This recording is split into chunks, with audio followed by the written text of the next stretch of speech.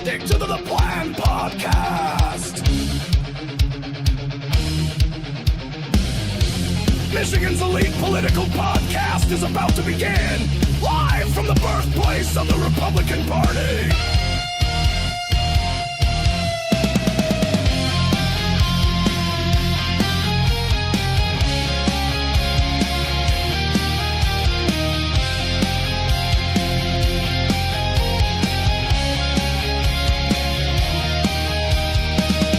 Let's gather under the oaks like our forefathers did. Now more than ever, it's time to stick to the plan.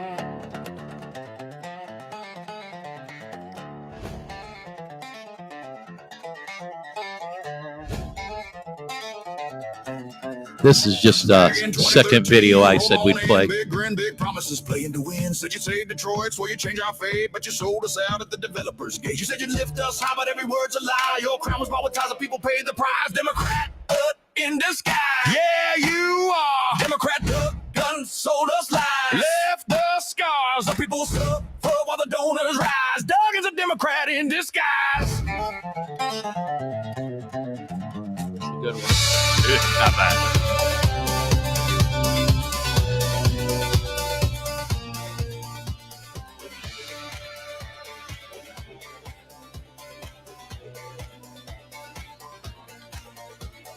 Rain texts fell from the sky on our heads while your friends got rich. Detroit bled, MEDC cheered, wrote your donors checks while our roads still crumble and our schools are wrecked. From east side homes to west, you never did your best. The city bore the cost while your cronies when we lost. Democrat in disguise. Rain tax cats, Doug stole our lives. Crony staff. Yes, he's no hero, just a donor's prize. Doug is a Democrat in disguise.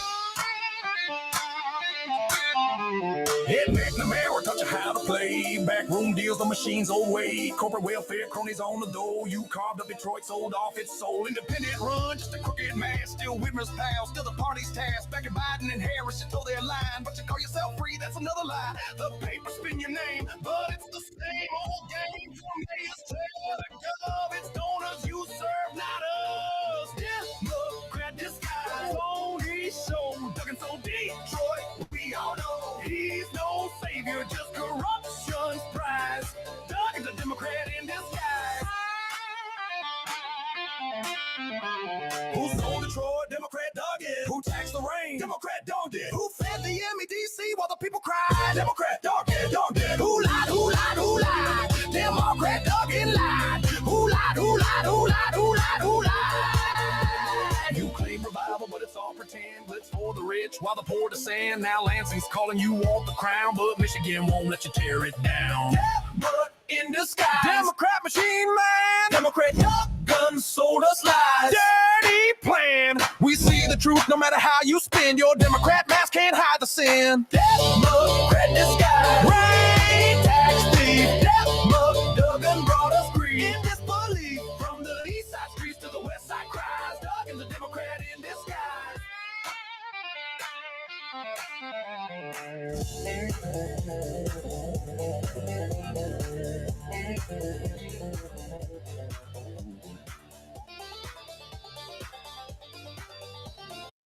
Well, welcome to the Stick to the Plan podcast, guys. I'm Kevin. I'm here with Russ. That was a we don't like Duggan, I'm assuming.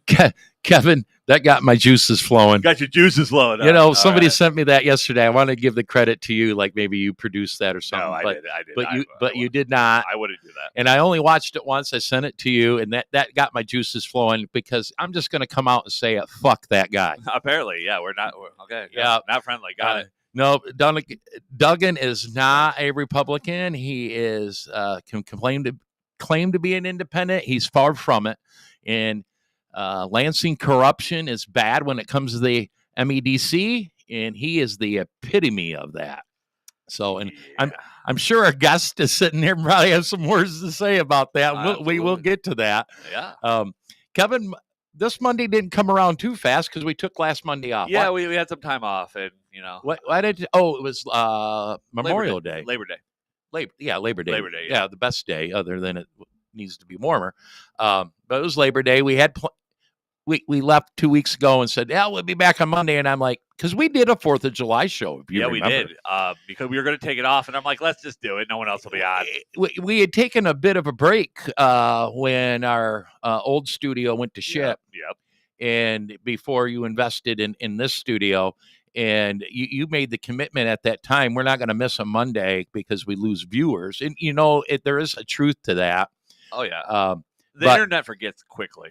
But I was like, yeah, we're taking it off. Sometimes, man, week after week, I am constantly, my job in my retirement is booking guests all the time. Our guest can tell you that. I've got him booked later this week here in Jackson, but I'm doing podcasts. I'm doing another old speaker series. We're working on a Lincoln Day dinner. I'm the go-to guy in the Jackson GOP to book guests because I have the contacts for that. Right. But people think, well, how hard is that? No, it's a bitch. Oh yeah, that's why I do a solo podcast. I mean, you don't have guests. Nope. On your other show. Nope. But I'm glad we're back. I told you next week I will be in Pigeon Forge with the fam. I know you're fam, but you're not going. But no, with the wife, I'm not going to Pigeon Forge. She's got a cousin down there owns a couple of restaurants, one in Pigeon Forge and one in Gatlinburg. So okay. Probably eat well. Yeah, we got 3 or 4 nights in some sort of a villa or something. I didn't book it. I'm just riding along. Kevin, to tell you the truth, I'm not all that excited about going down there. It's fun. Once I'm there, I'll have a great time and everything. But I'm like, I got shit to do. I can stay here. And then the following week, I'll be in Mackinac. Oh, yeah.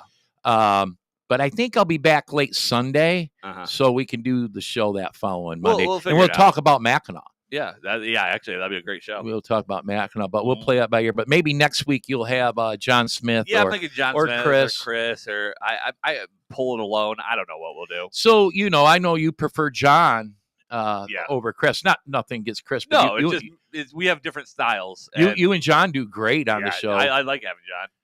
But he moved to Monroe, so he's got to drive a little bit to. Yeah, and he's not staying at my house. I like John, but he's not staying at my house. Thank God. Yeah. That's John. You can't live here. No, because I would have to kick him. I'd have to evict him and stuff. We don't need to go.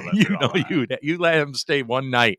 You'd have to serve eviction notice. Yeah, but we don't serve eviction notices. And then Kevin, big changes in your life. Oh, big changes. We don't need to go into it, but you're no longer employed with your former employee. Nope. Employer. Nope. I'm a full-time streamer now. I'm doing my show, the Grandma's Boy Podcast, 7 a.m. and 7 p.m. Monday through Friday, and then 7 p.m. Saturday and Sunday. So. And I know that was a big move leading up to that. I will say a couple months ago, you were already talking about how if you could get a couple more customers in the studio here and stream some, as he has some ideas how you could leave your employer, and it might have came a little bit sooner than you expected, but I think you're going to be all right. I think I'll be fine. I think I got it worked out. We'll figure it out. So now you totally work for yourself. Yeah. And nice. in this studio and doing what you like. Yeah. It's a lot easier to come in here than it is to go to work. Sure, because if you mess up, then it's your own fault. Yeah, and I can leave when I want. Right. I can do whatever I want. Be late. Whatever. Anyways, I noticed you were here today before I was. Yeah, that's rare. Well, I had some things to do, and I didn't want to go home, so I came right here. Well, that's what normal people do, Kevin. You might end up like normal people. I don't say that. That's. All right. I don't want that. we're gonna get on with the show. Okay. I do want to go back to the Duggan video. Yeah. I did. That got my juices flowing, and so we're gonna ask our guest what he thought of it. All right, we're gonna. I'm gonna put him on the screen right now. There he is. Ladies and gentlemen, this is Republican candidate for governor, Anthony Hudson, is our guest today. How are you, Anthony? I'm good, gentlemen. How are you? Doing great. Doing good. I think you heard our little intro there, but us talking, and then the intro of the Duggan thing. And I seen you had your cowboy hat kind of moving a little bit. So, what'd you feel about the video? Man, for the first time in a long time, I felt like a human bobblehead listening to that. It had a nice catchy tune, and it was 100% factual It for the is. record. It is. Don't let that guy trick us, man. Well, I'm a insider in the Republican Party. I hope people, voters, my neighbors, I always reference my neighbors, my Republican voting neighbors. I hope they're not tricked, but my neighbors won't be because they know they're going to hear from me. But no, that was a great video.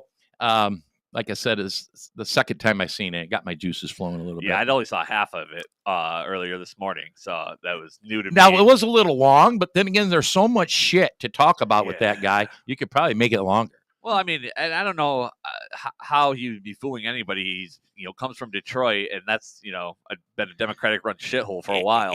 And by the way, we'll call you Tony, okay, Anthony? We did dimmer that. Tony, give me a second. Sometimes we get off the rails here, but I'll let you in, and you can talk, and we'll start a conversation here. But we've all, Tony, you look like you're near my age, somewhere around it, and I've seen the ups and downs of Detroit.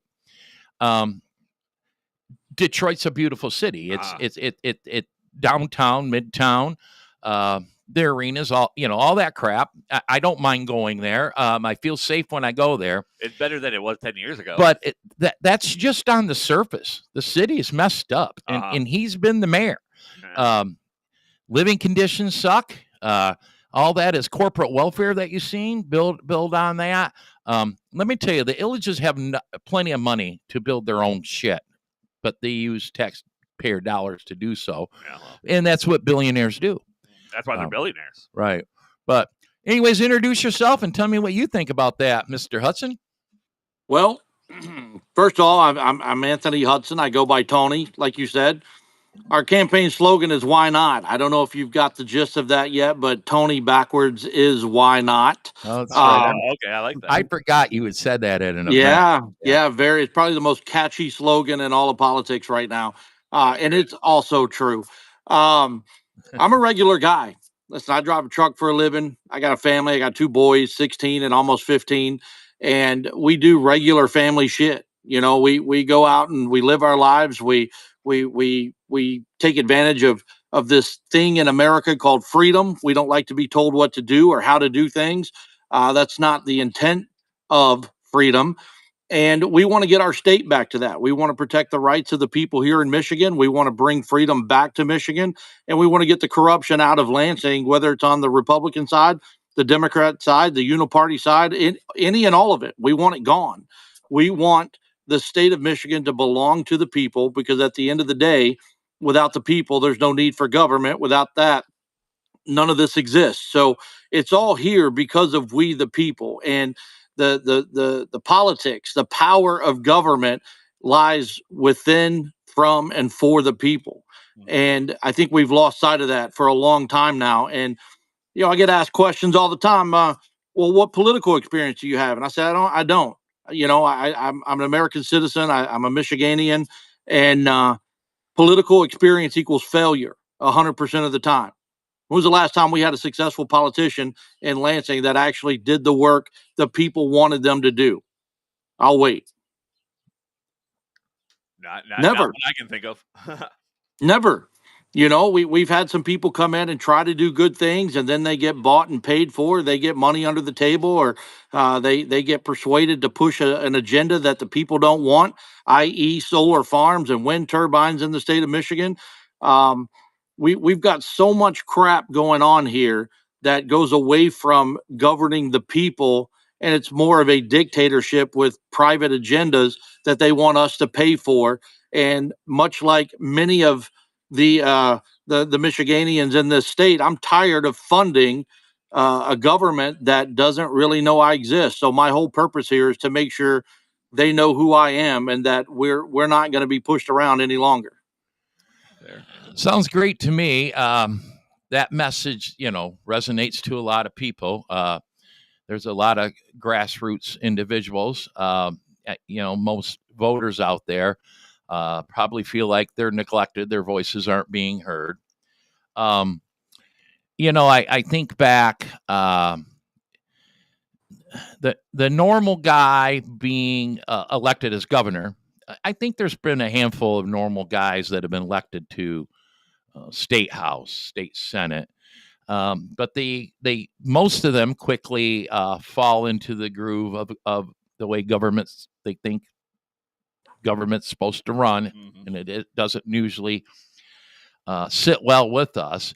I think of the non-politicians that have been governor, or you can take Trump, for example, and you can go back to, gosh, this is hard to correlate, Rick Schneider. Okay. But the thing is, he was a billionaire. So he came into it with billionaire ideas. And I've told people on the stream before, I think Rick Schneider saved our state from Jenny from the Block Granholm. She had destroyed it because of his economic sense and how to put it on track. We were in bad shape. Now, his second term, if you ask me, he was disaster. I couldn't tell he was a Republican even before his first term. But I give him credit where credit was due. But then again, it's pretty easy to clean up the mess that Jenny from the Block Granholm provided for us. And the destruction that Whitmer has put on this state, actually, I think that's a hard one to unravel. I think Whitmer was way smarter at destroying the state than Granholm was. So that's our challenges. So in comes a normal guy, Anthony Hudson. It's the first day on the job. Hell, someone's probably even got to show you where the office is, right? But I've stood outside the door of the governor's office. I know where it is. By the way, I took the tour. I had been in Lansing several times, aimlessly roaming around, not knowing where the hell I was going. And the Americans for Prosperity took me on a tour, and I too stood in front of the office in the building there, where you can't go past the wall, right? Yeah. Yeah. And they're like, yeah, she doesn't use it. I don't know if guess it's just for show. I don't know if any governors ever really use it other than signing paperwork when the media's there. I don't. Do you know anything about that? I don't, but I intend to roll up my sleeves and go to work every day. So I actually, when I stood outside that door, when we took the photo op, I turned around and went inside that office, and there were 3 or 4 people in there. And I told them who I was. I said, listen, I just want to come in and see what the layout of my new office is going to be in 2027. And, they looked at me like, huh, what? I said, yep, that's right. This is going to be my office. And you're gone, and you're gone. And we're going to get back to work. You can't work from home in government. And I've had a lot of people ask me, they work for the, Secretary of State or another department. They're like, are you going to allow us to continue to work from home? No. I said, absolutely not. If you can't get in your car and go to work like everybody else, you don't come to work. So- we can't monitor you when you're at home. And production in any field is down versus when you're in the office and you're monitored and you have eyes on you and people are checking on your work ethic and everything. And I understand COVID was the reason for that, but COVID's not the issue now. That's no longer a thing as far as the shutdowns, lockdowns. We've moved on from that, and it's time to get back to work. So being in the office every day is a requirement, from myself, and I plan to lead by example, not by luxury. So I plan on being at work every day for the state. I like that. Is that supposed to be the work office, or is there another location I never got the answer from when I took the tour where she would go to work? I'm assuming she doesn't go to work every day. It would be great. No, she's flying around the world on our dime right. right now. She's not working for the people of Michigan. She's, like you said, she's been very strategic in how she destroys our state. And somehow the brainwashed, dumb Democrats are believing everything that she's done is the right thing for the state, but they're not realizing how much it's really taking them down on a personal level individually. And we're trying to wake people up to the new ideas, the new the new vision for the state of Michigan that's really going to catapult us in the right direction, not to mention make us a powerhouse in the country, a leader in the country when it comes to economics and getting businesses to come back to our state. It's going to be revolutionary. So we're looking forward to the opportunity to get that done. So going back to people not working in the office in Lansing, Representative Matt Maddock was complaining about that. That's when they weren't in the majority. Now they're in the majority. Of course, that majority is only in the House. But then Charlie LaDuff, of all people, did a Michigan Enjoyer segment on the locked doors and you can't submit paperwork and all these people aren't, all these vacant office buildings that aren't being occupied. So there's two problems going on here. One, you got employees not coming to work. I've been a small business owner. Of course, the business I own, you better come to work or somebody's not going to get their drinks or their food. A couple of times I didn't come to work. But also, too, then you got a lot of that office space is lease space. We're paying the lease on offices that aren't occupied. This state is crazy when it comes to spending money on stupid shit. Absolutely. And, one of the biggest parts of our platform in this race is that we want to cut government in all departments by 30%.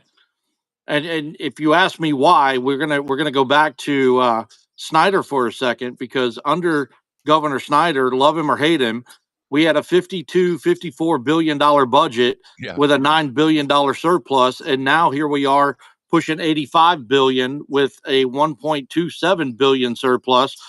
We've got nothing. We've got no return on our investments whatsoever. Zero. So shrinking the size of government, and a true Republican, not a rhino and not an establishment, not the establishment, will tell you that limited government is one of our biggest values as a party. So let's get back to limited government. Government should not be in our homes, our jobs, or our schools. It should be, watching over, making sure that the counties are doing their job, that everything's being paid accordingly, and that these departments like MDOC, nobody talks about the Michigan Department of Corrections. They need more funding. Well, guess what? When I cut the funding to the DNR and I shrink the DNR, we're going to give the MDOC that money so that they can start having better pensions, better training, better resources, more officers, better facilities to work in. You talk to these correction officers all over the state and they are crying out for help. But no one ever wants to talk about MDOC. They want to talk about MDOT and how much money we have to put in MDOT, which doesn't do their job, or Eagle or the NRC. They go out and they don't do their job, but yet they increase their budgets every single year. How about our education system, where we lost 15% of our students last year and turned around and raised our education budget by 17%? How does that math up? If you lose students, your funding goes down because the money is supposed to follow the student, not the school, not the building. So there's a lot to do here. Let me address MDOC. Jackson is a prison city. Probably more than any of the cities. Jackson, Ionia, and then you got Marquette. I mean, we have several prisons, and we are the home of what used to be the world's largest walled prison. And the first state prison, actually. Yeah. And the first state prison sits vacant at the corner at the thoroughfare into the town. Yeah. Now it's a the wall is still there. And I'm a former corrections officer. And now it was many, many years ago, 89 to 99. I started as a young man and got the hell out of there in my early 30s. But we talk about this often.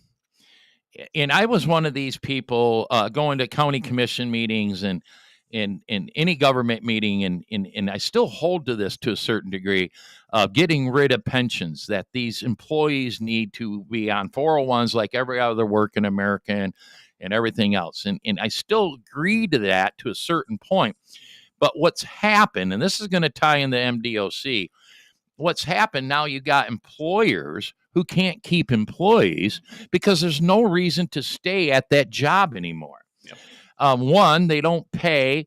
There's a major manufacturer here in Jackson. They're hiring right now, starting at $17 an hour. Now, I'm old. To me, I'm thinking that seems like plenty of money. It isn't.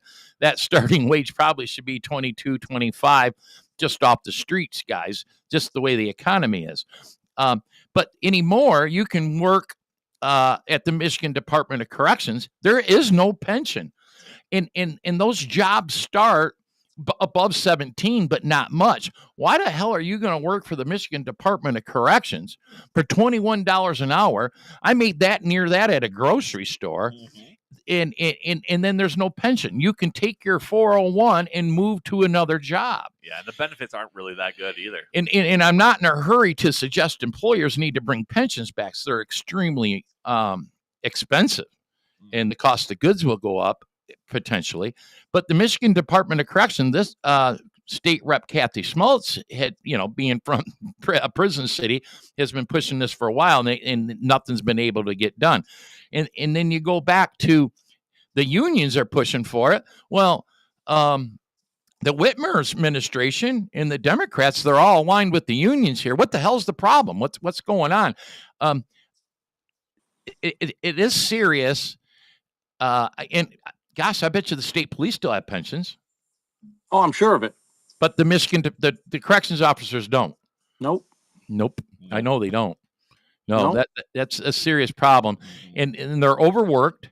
Now they're making gobs of money. They're understaffed, so yeah, of course they're overworked. They are making. Well, aren't they working 16-hour shifts right now? I think so. And as a former corrections officer, doing that occasionally is fine, but consistently, man, you're not as sharp. I don't care what job you're in. 16-hour shifts, that's a long shift. It's going to wear you down. It's going to make you less sharp, like you said. And, it's a dangerous job. You never know when someone's going to throw pee on you. No, you don't know. And if you heard what I said earlier, it's cutting these other departments by 30%. Then we can reallocate funding where it absolutely needs to go. And that means not raising a single tax across the board. We're taking money that we're already getting and applying it where it's better used, or it's more of a necessity to keep those folks working, because you're right. You can go to Walmart now and work $20 an hour just to check out groceries. Yep. I don't want to put my life on the line for $1 more an hour to go work in our prison system, where you don't know when there's going to be a riot or somebody's going to attack you or shank you or whatever. Yep. So we got to make these jobs like MDOC worth the officers' while to go to work and provide for their family, and know that they've got a future where they could retire at some point and be proud of the work they've done, not be scared to death that something's going to happen and they're going to have to start all over somewhere else with absolutely nothing. Here in Jackson, so I don't know how many prisons we got now, Kevin, 4 or 5. They're all broke up. I thought it was 4, but someone corrected me the other day and said 5. All right. Your co-host on His Home Jackson is retired from the prison. Yes. He was a counselor of some sort out there. But we're going to go on a recruiting effort, job fair. And they put banners out in front of each of the prisons. Now hiring, apply within. Well, you can't even get in the parking lot to do that. And they would come to any event and pay $400 for a table and not even man it. Hey, we're hiring. Here's the apps. That ain't no way to recruit people. No, it's amazing. Being from a prison city, I did not expect to talk about that topic specifically, but it is a big thing. Like I said, that leads me into something else, Tony. So lately, the State House, for example, Matt Hall, Ann Bolin, Matt Maddock, claim they found, I think it's close to $5 billion in waste, fraud, and abuse. And you mentioned something that I think they're attempting to get done. Of course, they have to sell it to the state Senate and the governor's desk. And we deal with this. I'm on a township board, and I go to all my county commission meetings. We are funding positions that haven't been filled in years. So you take, just take a number, 50 employees. We only employ 25, but we want to be funded for all 50, and you haven't filled those 50 positions in several years. For some reason, the job's getting done with 25, but they want that money, and then what they do with that money is beyond me. So the House Republicans are trying to cut that spigot off, in amongst other things, claiming that they're might have found $5 billion. What do you got to say about that? How do you think that's angled? Well, one thing I noticed in an interview I saw with you, Tony, is that you would spoken about like a MI Doge, and I think that kind of leads into that what Russ was talking about. Yeah, we have to have a Doge department in Michigan. We have to follow the lead of our president and what Elon Musk were able to uncover on a federal standpoint, because it exists here in Michigan, probably more so here than 2/3 of the rest of the states in the country. Yeah. But if you think the Republicans are saints right now for uncovering this, you're wrong. These people knew about all this before. This is a political stunt that they bring it out now because they want to win the House. We're down 19-18 in the Senate because Whitmer hasn't held the 35th district special election yet, because she knows a Republican will win that seat. Then we'll be knotted up at 19 across the board for the Senate. We flip a seat in 26. Now we have control of the Senate. We retain the House, and the Republicans are trying to put this all off on the Democrats when they've been working in the seat. They've been there for years. None of these guys go anywhere. They get recycled, and they're always there. They're always getting reelected. And for us to believe that they didn't know about this until a few weeks ago would be asinine, if you ask me. I would agree, but don't you think? Try and put this together in my head. Don't you think? Because I know they do this when they operate in the minority. They're in their mind. There's a strategy to why they make decisions that they do. As soon as Matt Hall gained the majority and only the House, that frees them up to expose these things or to propose certain things. I don't care if you're the governor or who's the governor. Politics is always going to exist in government. You can never root it out. I mean, maybe you can minimize it, but it's the game that's played. So sometimes things like that are easier said than done. What do you think about that? No, I think you're partially correct there, and I don't mean any disrespect with that by any means. When I find something that someone's done, I call them out on it immediately. Why wait?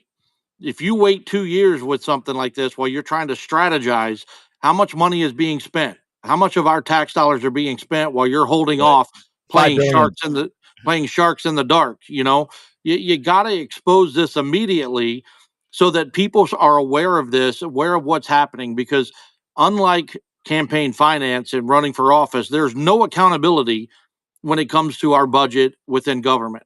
And I say this because as a candidate, they have laws. You have to account for every dollar that's donated and every expense that you make. Yep. They are on us like white on rye.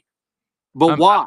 I'm a former treasurer for the Jackson GOP. Same thing here. They want to know every dollar going in, every dollar going out. But when it comes to the government, there's no accountability. So, none. Which it leads me to say that I've written a bill. It's called the Zero Tolerance Spending Bill, and I'm not going to put it on the floor or submit it until I'm governor.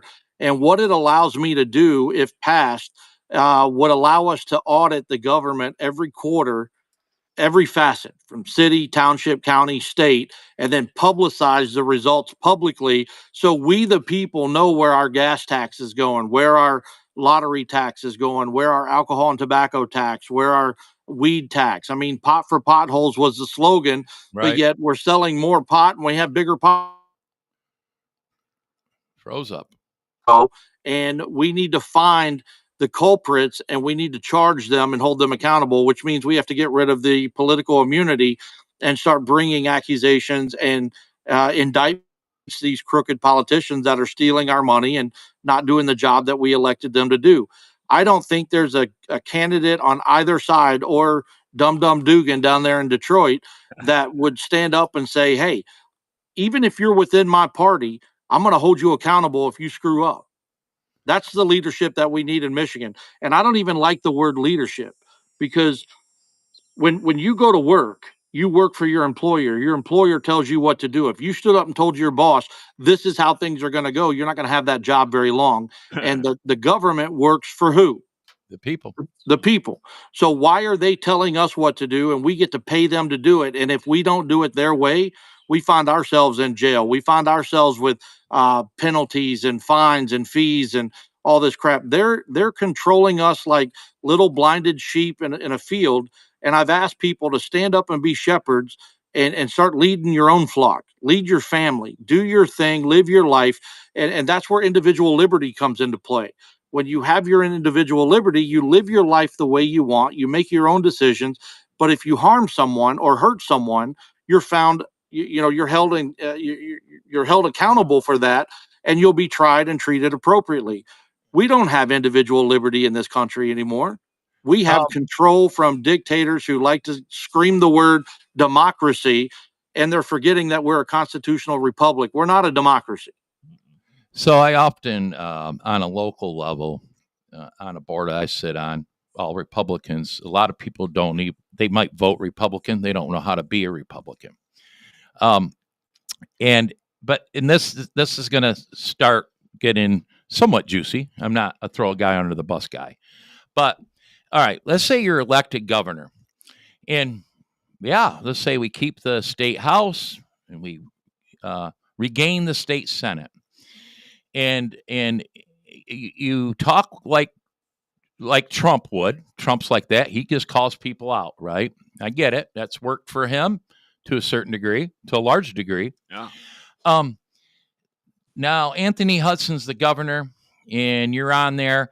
And the minute you start calling out Republicans that held the seats for whether it's 4 years, 6 years, whatever, they term out, Senate's term out, although they extended that, House terms out. You step on them toes, you might not get shit done. So, how do you handle that? Where's your finesse to handle that? Now, I get it. You could call out, hey, this Republican state representative isn't doing the citizens any favor. You can call them out on that. But we're going to go back to politics being existing in government. And do you think you have the ability to navigate those politics? Well, anybody that steps into that role has got to have the ability to navigate that. You've got to learn the word compromise. Compromise is not in Lansing anymore. It's either left or it's right. There's no working with either party to get a job done. And again, when you look at RAC, responsibility, accountability, and consequences. If I call you out for something you did, that's your fault because you did it. I'm just educating the people as to what you've done. I'm not the sheriff. I'm not the judge. I'm not sentencing you to prison. I'm calling you out on your misfortune or your inability to do your job to your constituents that voted for you, and I'll back it up with evidence. We're obviously not going to bring something to the table or to the microphone without the proof to show the people that this is what's going on. I want people in Lansing to be able to do their job, represent their constituents, represent the state, and put together policies and laws that are going to benefit the people, not hold us back. Because the word freedom is the ability to think, act, say, and do as you wish without the feeling of enslavement. Well, when you put laws up against the people, you're enslaving the people. When you increase their taxes, you're enslaving the people. So when we get people in office, we need more people like the truck driver or the construction worker or the banker that want to get in and do the right thing by the Constitution for the state of Michigan and by the people in Michigan. Then we'll be off and running in the right direction. But I think as far as working with these guys, you're going to have to sit at the table and talk to them. You're going to have to pass some bills that they put together, but you don't have to be quiet. You don't have to be silent as to what's going on. Right now, Lansing works in the dark. They work in the back alleys, and they never bring any of it to the table for the public to see. And when something happens like the gas tax hike, nobody really knew that the gas tax was going up 19 cents this year until it happened. Nobody knew that their tag registrations on their car were going to go up until it happened. And now Whitmer at the last minute is talking about this tax per mile plan that she wants to put in place. Last minute, she's been there almost 7 years, and now she wants to implement that because she wants more money. We got to bring this stuff to the table right away. And if you don't like it, not you, but them, if the people we're accusing, then change the way you do your business. Start being more honest while you're in office, and stop trying to manipulate the people, lie to the people, and deceive the people by saying what they want to hear, but failing to do the job that you announced when you were campaigning. That's where I'm coming from with all of this, is getting the right people to run in these races, get elected in these races, and fit the protocol of what government should be, not what it is now. Status quo sucks. It's not working for any of us. So there have to be drastic changes all across the board if we want to fix what's broken in our beautiful state. Tony, just something similar along those lines, and it's just a start to help. Michigan is the least transparent state in the country, behind California. You can't FOIA the governor.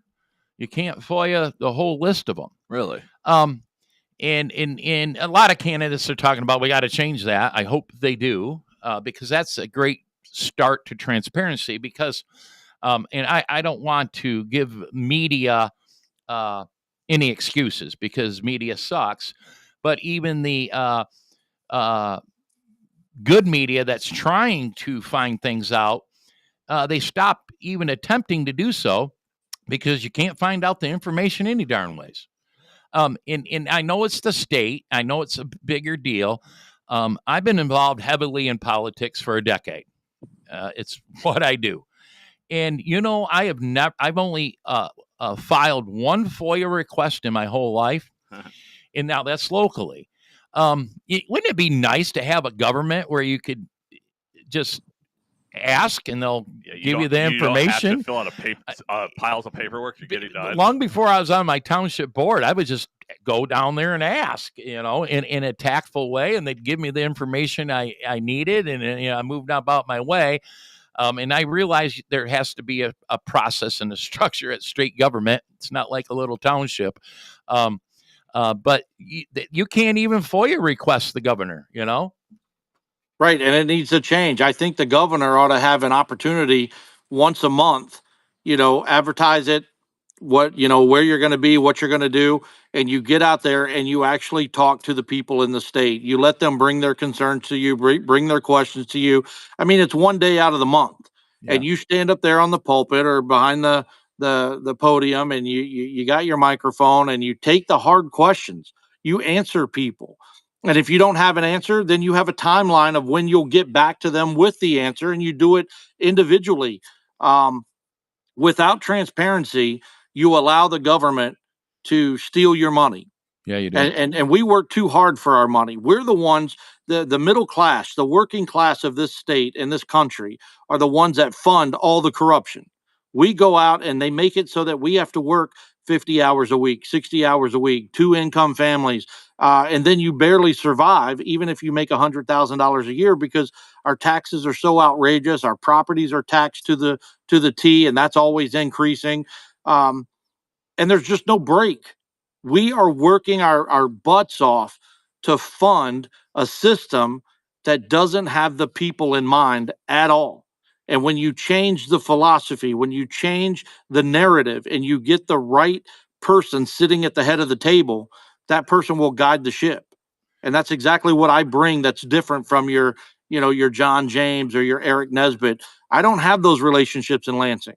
I'm not butting up to those people, going to their parties and having cocktails and making friends with them. Because to be honest with you, I'm the only candidate that wants to go to Lansing and not make friends, but go to work. You don't make friends at work. They tell you don't date your coworkers, because when it doesn't work out, it's uncomfortable. Yeah, I'm not going to Lansing to I'm not going to Lansing to get it to have these relationships. I'm there for a short period of time. 8 years will come and go quickly, provided I get a reelection. But the point is to be productive. And I don't have time to be productive if I'm too busy worrying about whose feelings I hurt because I brought transparency to the table. Wouldn't it be nice to you look at Trump? He's such an open book. Barges into the press room before he jumps on Marine One. 3-4 times a week, he's live somewhere answering any question there is. He answers so many questions, and he's such an open book that the left thinks he's the best actor in the world, and no one could be that good because he just answers any question that comes at him. I haven't seen a politician ever do that. It would be refreshing to have a piece of that in Lansing too. I don't know when the last time Whitmer's fielded just random questions. She's taking the Joe Biden approach. Well, with social media the way it is now, and I'm just a candidate at the moment, and I've seen my Facebook jump up to 20 million views in the last 90 days. When before I got in this race, I'd get about 1,500 views a month on the videos I'd put up. You could submit your questions to the governor's office, and the governor should be able to go live on Facebook or Instagram, YouTube, what have you, and just do it intimately right there in your office. Answer these questions. Take about 5 or 10 questions at a time, answer them, and then leave it open so that people can respond back to you in your office via email, letter, phone call, what have you. Right now, here's the thing with John James and Eric Nesbitt, Tom Leonard, Mike Cox. These guys are so available right now to a degree. Like if you go to one of their events, they'll shake your hand, they'll talk to you all day long. Yeah. But the moment they put a post up on social media, you never see them respond. They never do. And that separates me from them because I take time out of my day every day when I'm done campaigning to go back into Facebook and respond to as many comments as I can. Good, bad, ugly, doesn't matter. Same with Instagram, same with TikTok, same with YouTube and Twitter, X. You have to engage with the people. Too many times these people get elected and then they're like a fart in the wind. They're gone. You cannot reach them. So, Tony, I can just reference it on a small scale. What happens once you're elected is you've got people on social media that will fire off a question that's easily obtainable, and they or in a public comment at a township, instead of doing any research at all, they'll come and claim it's a backroom deal when it's not a backroom deal. They just went to social media or in front of a microphone and went off all crazy on the issue. So human nature makes people recoil or label that person. Now, maybe the best way to approach this, check this, reference this here to get the information you need. It's so constant that you have to weed out what's legitimate and what's not. That's the problem with social media is you get illegitimate questions that sometimes don't even pertain to the topic. They'll start at one topic and end up at a different topic. Absolutely. I see it a lot because people are dying for attention. Yeah. Right. They want their question heard. And if they see a candidate is actively answering questions on social media, on post, it doesn't matter what your post is relating to. It could be talking about the roads or the education, and you'll get someone come in and say, well, talk about car insurance, talk about the constitutional carry, talk the Second Amendment, the red flag laws. They're trying to get your attention because they're starving to have an answer from someone in a position that can actually answer them. And it's because we're neglected. It's because we're not truly represented. We elect these people because we have to elect someone. And 9 out of 10 times it's the wrong person. And the public is now woken up. We're not woke, we're awake now.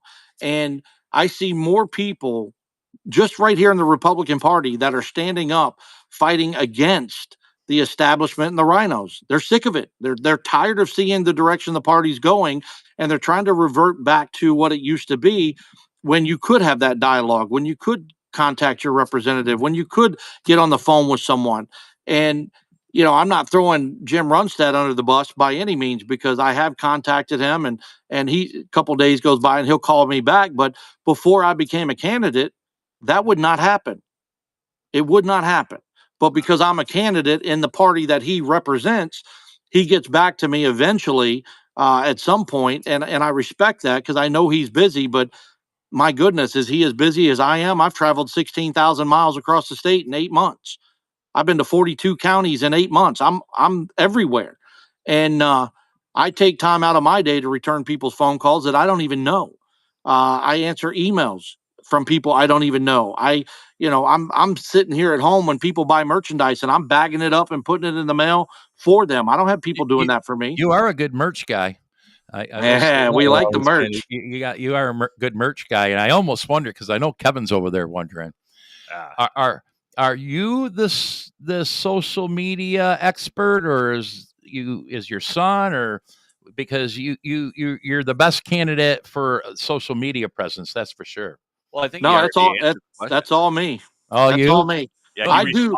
Do. That's the biggest thing. Yeah. If you can respond, your engagement goes up, and you're more likely to be seen in algorithms and things like that. Yeah. And people don't understand with me is that I'm a one-man dog and pony show right now. I don't have the staff that the other candidates have, because I don't have the money that they have. So when I go to a Lincoln dinner and I have a table, I load everything up in my truck. I drive myself across the state. I unload everything. I set up the table. I give a speech. I come back. I get petitions signed. I sell merchandise. I keep track of my finances. I submit it to my treasurer. She does the reports when they're due. But everything, and then every morning, sometime between 10 and noon, I'll do a video on social media, and I'll plug it into all the outlets, all the different social media sites. And then I go on throughout my day, and at night from about 6 to 8 o'clock, 6 to 9 o'clock, I start going through and spend about half an hour, 45 minutes on each algorithm, answering questions, answering comments. And, sometimes people attack me, and I give it right back to them, because I know you do. Like I said, I've been following you for a little while. And I want to get into that for a second, but a couple of topics before we run out of time or forget. And the first off, you mentioned early on, solar. Very annoying to me. Oh, yeah. I don't know what communities aren't dealing with this to a certain degree. The township I live in, it's staring at us. We're not dealing with it yet. It's staring at us. I know the property they're thinking about. The neighboring township did everything they could to prevent solar on 500 acres. The additional 500 acres is on the township side that I live on. So I know we're staring at this. When they did everything they could, the state of Michigan, and I always forget the name of the organization, Whitmer's pals there, without local control, said, nope, it doesn't matter. Go ahead and put that in. Now, just to back up a second here, it's been a year. They haven't broke ground. I think that's because Trump's pulled the plug a little bit. And although solar's still going in, some of them have slowed up because it was all a money grab. It had nothing to do with energy. It was just whatever the feds could give before Joe Biden left office. Jenny from the Black Granholm was his secretary and funneled a whole ton of money to Michigan. Secretary or whatever it was. But I think Trump was able to get part of that back. So I think it slowed it up. That being said, I was, me and Kevin, we were down in Coldwater because near in the township I live in, there's a large tomato factory greenhouse project probably coming. And we wanted to check that out. And I'm not opposed. The place looked good. They grow a lot of tomatoes. It was massive, but on the backside of it, Kevin, what was there? 200 acres of solar. Oh yeah, there's so much solar behind those homes. And we've all seen 2, 3, 500 acres or more of solar. All you got to do is drive around the state. So much. And if this was faced to me as a township board member, I think I would probably not support it the best I can. But there's the but. I struggle with property owner rights. Okay, Tony, I don't know you very well. I think people should be able to do what they pretty much want to do on their property. I don't blame the farmers. The farmers are struggling, man. They're barely making ends meet. You get the solar guy in here. That's big money. And he's not only talking about making you rich, we're talking about generational wealth. $12,000 a month per acre, shit like that. And if you're a farmer, you're like, I love farming. We're third generation, but we're barely getting by here. That's why they do it. So I do struggle with property owner rights. Who are you? Who am I to say that you can't lease that to a solar energy company? Well, farmers are providing a necessity to the residents of the state of Michigan. No farmer goes into business with 1,000 acres of farmland to feed their family. Right. They're growing their crops and they're selling it off and providing food to Michiganians all over the state. When our farmland starts out this big, and it starts shrinking every single day because of these solar farms, we're eventually going to have to import our food from another state or another country. Uh-huh. And if you buy, most of our growth, most of our farmers export it anyways. They export because they make so much, but at some point, reality has to kick in, and what we use, what we consume here in the state of Michigan, whether it's cattle or beef or dairy cows or pigs or chickens or wheat, potatoes, sugar beets, whatever it is, when we run out of it, that's it. When you start putting these solar panels in the ground, that's it. I don't think anybody can disagree with that. But I think what we need is, instead of having corporate welfare, and if we get to talk about property taxes in a little bit, part of eliminating property taxes, it equals out the need for corporate welfare. And I'll talk about that later. I think what we need to have is an agricultural welfare program that will help farmers through the tough times, because it's been explained to me with the number of farmers that I've talked to that they tend to lean towards a 70-30 split. So out of 10 years, you get 7 bad years and 3 good years. And in the 3 good years, you make a ton of money, right? Money's coming in everywhere. But if you pass on and you leave your farm to your son, who has never run the farm, and he's got all this money coming in at once, he's not budgeting himself for those 7 bad years. So they get into these financial issues, and they're worried about keeping the house on the land that it sits on, not so much the farmland. Well, that's where these solar farms come in and entice them. $12,000 an acre. You can keep the house, you can keep the 5 acres around the house, but we want all this land out here, and we'll provide you with a financial means to do that. And at that point, I feel like the farmers are giving up the essential needs that we need here in Michigan as far as organic food and clean crops. So there could be, instead of paying everybody in Flint to be unemployed and getting cash assistance and food stamps and all that, maybe we should have a program that would help the farmers in their time of need so that they can preserve, and call it a small agricultural loan until they get back on their feet. And then they pay back with a small interest rate that's affordable, but it allows the farmer to keep their land and stop selling out to these neo-Nazis that are coming in and saying, hey, we'll give you all this money. We don't care about your crop. We don't care about the people in Michigan. I think most farmers are in farming because they love to farm. Usually it's multiple generations, and they're there to farm. I've noticed a successful, and I live in Jackson, but what county isn't agricultural county? Michigan is a ag state.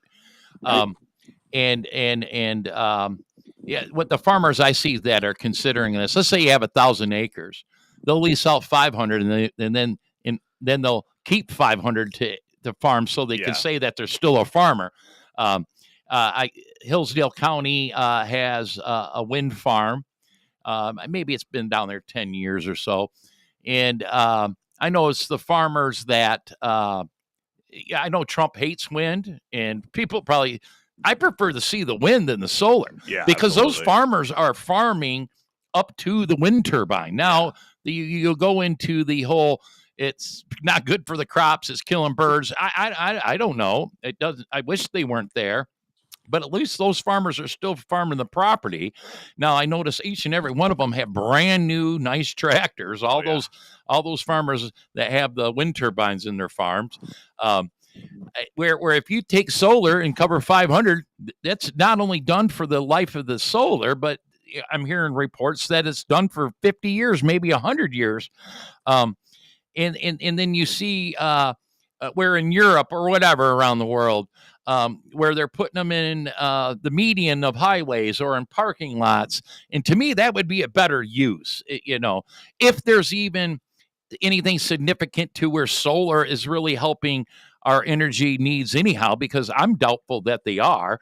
They're not. And I don't know if you saw the video I did a couple of weeks ago. I was up in the village of Garden, which is up in the UP, due east of Escanaba. I remember. And that. I pulled right up to a turbine, and there were 6 or 7 guys out there. They're getting ready to work on it.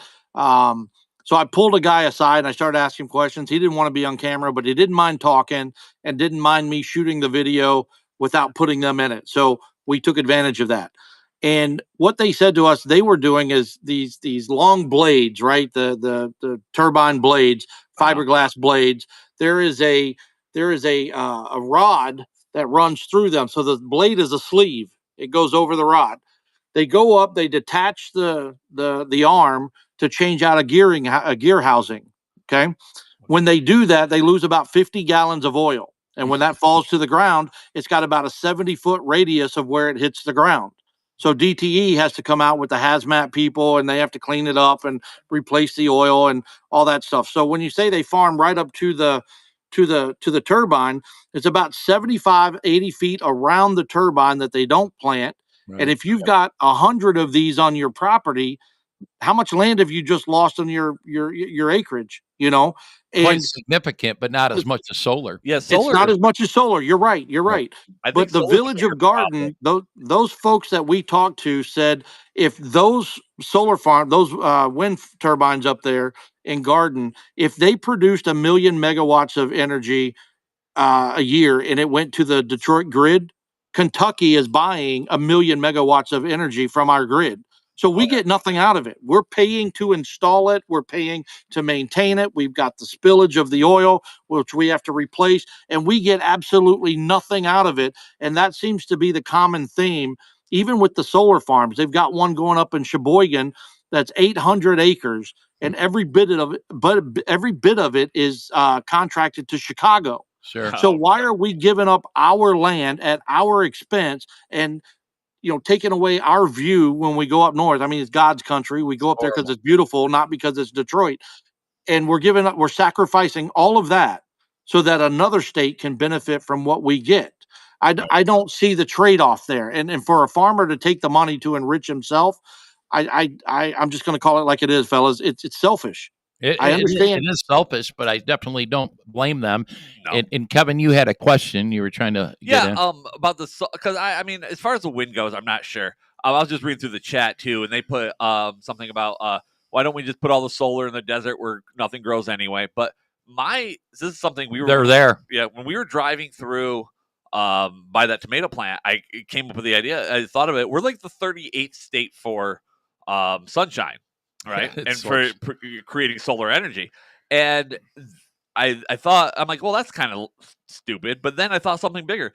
That's why they need so many acres of solar panels, because they need that to make up for being the 38th out of 50 state for solar energy. I think it's worse than that, Kevin. Here's 38, but it could be different now.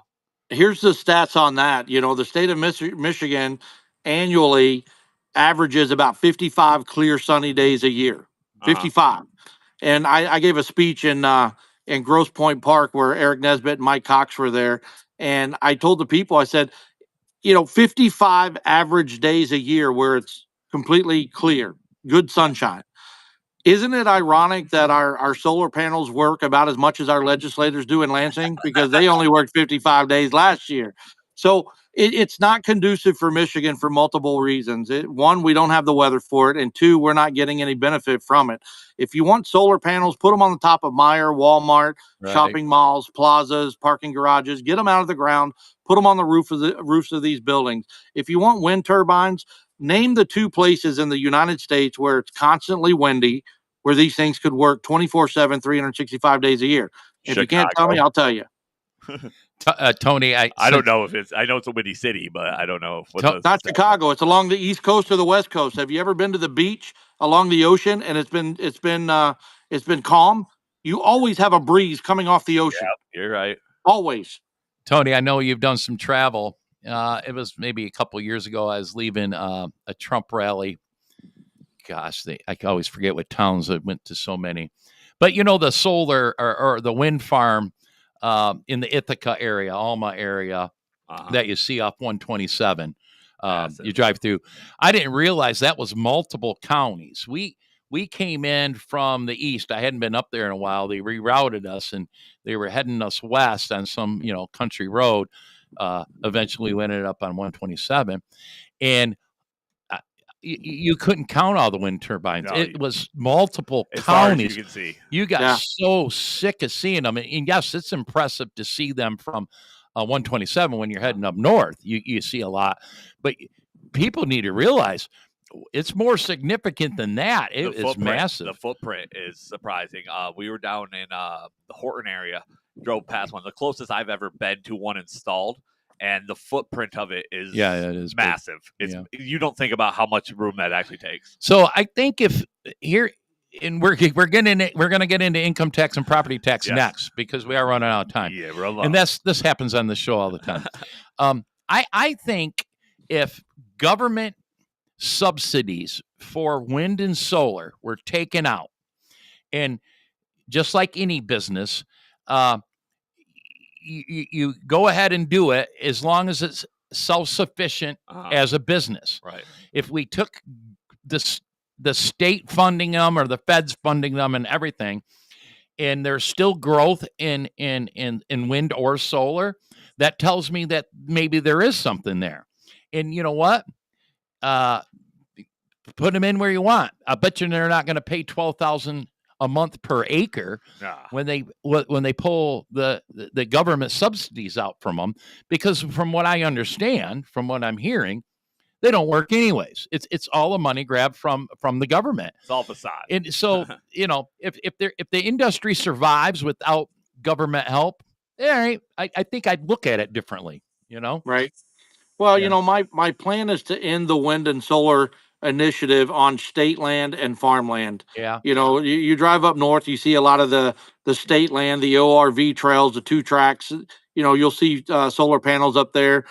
There was a place up near Grayling that wanted to cut down 400 acres of trees for solar panels. The people stopped that. I think there was another 1,000 acres in Roscommon that was going up on state land, and that I'm going to stop. We have to preserve our land, our water, and our animals here in the state of Michigan. We are one of those states that have a phenomenal hunting season, which could be better with the introduction of small game hunting, which we have plenty of. We just don't hunt them here. Our fishing here is phenomenal, whether it's the Great Lakes or it's your backyard pond. We have a lot of great fishing. We have a lot of great outdoor trails to camp and ride on. We need to protect that, and that's my incentive. If you want to put a turbine in your backyard and you live out in the country, that's on you. That's your property ownership. But when it's farmland, we have to really look at the logistics as to why these farmers are selling out and try to find a way to combat that, to protect their land for them so that we don't lose our crops or lose our cattle farms or what have you. If we're working on it, that's one thing. If we just neglect it and keep going with status quo, we're going to lose it eventually. It's our children, our grandchildren, maybe our grandchildren's children are going to be the ones that have to live in Michigan and say, well, my grandfather was a huge corn grower here, but now we can't grow corn anywhere in the state of Michigan because it's all solar panels. If we don't stop it now, we're going to lose the generations behind us as they get older. Yeah, I can't disagree at all. But it goes back to financially making sense to continue to be a farmer. But that's been eliminated. That's why they do it. So I'm betting if there's something in place to where it was financially made sense for farmers to keep farming, 99% of them would not even consider wind or solar on their property. So, and that's where we come up with the idea of eliminating property taxes. These farmers that pay all these tens of thousands of years, if not more, depending on how big their farm is, if they can actually own their land outright, free and clear of governmental collateralization, then that's a huge burden off their shoulders that they don't have to worry about twice a year.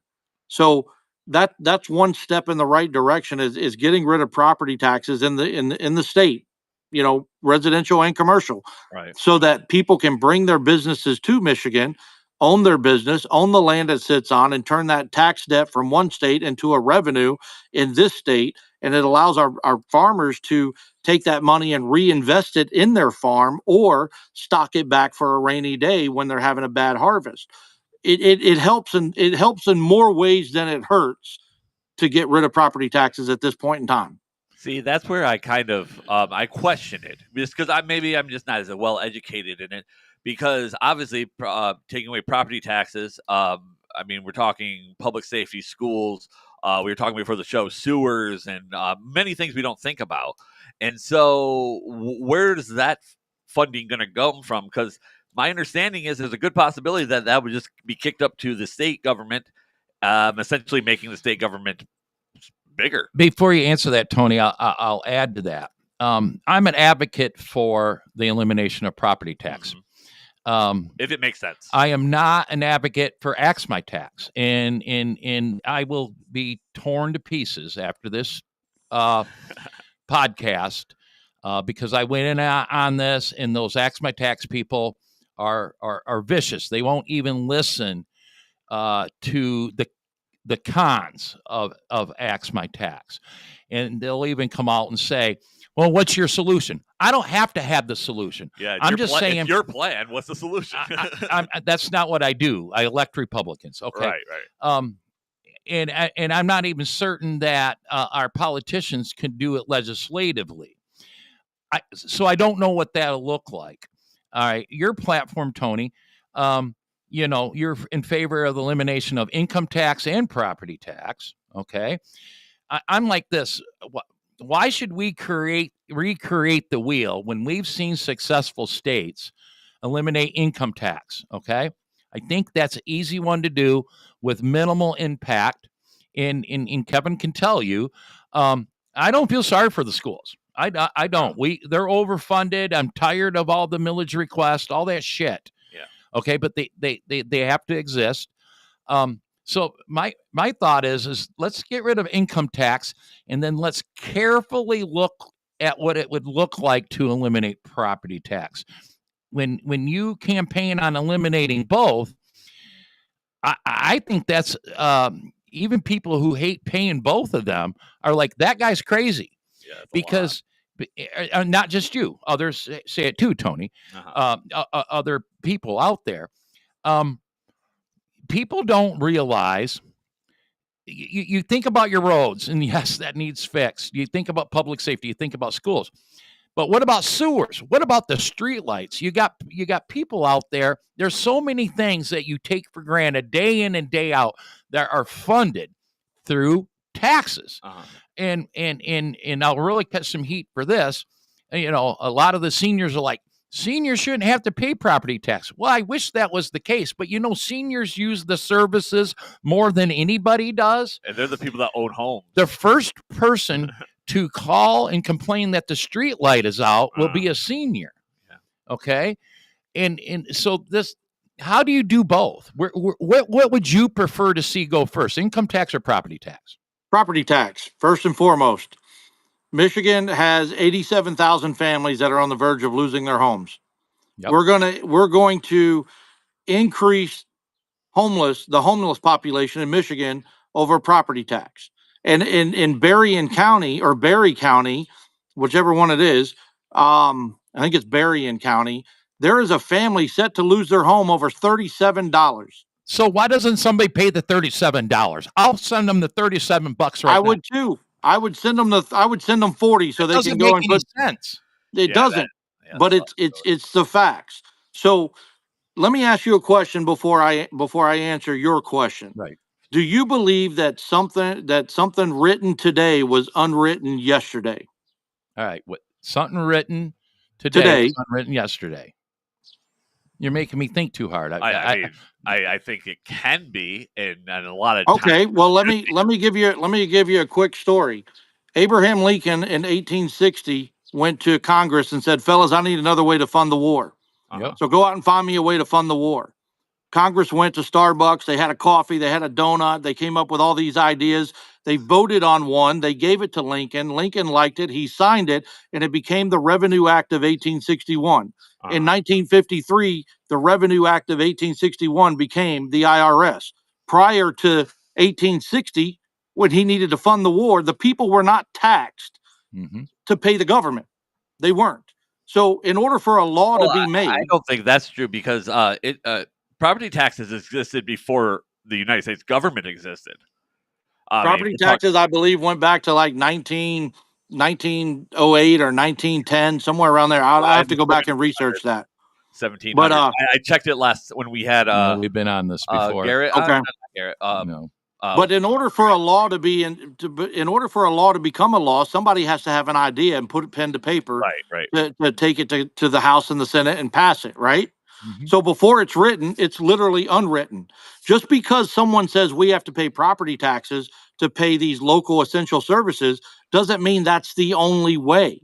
I agree. You got to be bolder than that. And I'm legitimately asking, what are the other options? I mean, But we have to create one.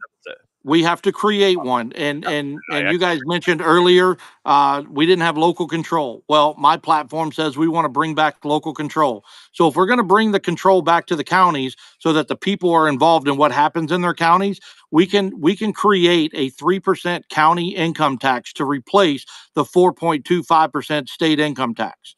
Okay. What about the communities, the cities that already levy income tax? Which cities are those? There's 13 of them. City of Jackson has an income tax. I paid city income tax. So you're in the county. Yeah, they'd be great for the county, but the city that sits inside that county, now those people are going to get double taxed. You're already being double taxed, aren't you? Aren't you paying the city tax and the state income tax? So the residents and the workers in the city of Jackson, for example, pay income tax. If you work here, you pay income tax. Yeah. If you live outside the city, it's more. If you live inside the city, it's less. Isn't that way that goes, Kevin? Yeah, pretty close. All right. The point is that the state income tax is 4.25%, and anybody working has that deducted from their check. Yep. The county collects that money along with the property tax. They keep about 80% of it, and they send the rest to Lansing, supposedly for education. So you're collecting all this money, and you're not even keeping it in your county. If everybody in the county who works, renters and homeowners, contributed 3%, you've got more people contributing to the county fund to fund these essential services than just putting the responsibility on the homeowners. Okay. Right now, homeowners pay for everything. You're not. So when you say eliminate income tax, you're talking about eliminating state income tax, and just putting it on the county. Okay. I mean, that makes it makes sense. I mean, you're saving 1.25% on your state income tax, even if you pay a city tax to live in Lansing, because they do it in Detroit too. They do it in Saginaw. You pay a city tax if you work or live in the city of Saginaw. So that's there. But where does that money go when it's collected? Does it go straight to the city? Does it go to the county? And the county disperses it to the other cities within the county? This is a specific county income tax where if you live in Genesee County, you work in Oakland County, your money comes back to Genesee and the entire 3% stays in Genesee County. Okay. So now you've just taken the 46% of people that rent in Genesee County, their 3% county tax is added to the homeowner's 3% county income tax. You've got more people contributing, and that money stays in the county for your education, your police, your fire, your parks. Now, is that saying that that's going to cover it all? No, it's not. but the counties are going to have to take some responsibility and find other ways to fund the counties if we're giving them the local control and taking that away from the state. Some of the smaller counties are already getting subsidies from Lansing, from the state. Do you realize that the state is supposed to give a percentage of the sales tax revenue to each and every county across the state? They're not doing it. There's no accountability. So when you do what you're supposed to do and everybody is pitching in for all these services, it's no longer a socialist issue, which is a few people contribute and everybody takes part in. You've got the whole county funding the county with their 3% income, and it removes the levy or the burden of having the county come in or the state come in and take your home if you can't afford the tax, because maybe you got in a car accident, you were out of work for a year or 2 years. I would know. I've had that situation come up. Also, we're not going to kick you out of your home if you don't pay the 3% county tax. We're going to put a lien on your home. When you sell your home, the county would get what you owe in your back taxes. You get the rest of it. Your credit's not ruined. You're able to buy another home and move on. You don't have to go to an apartment, or you might not even get an apartment if they foreclose on your home due to property taxes, because you're going to ruin your credit.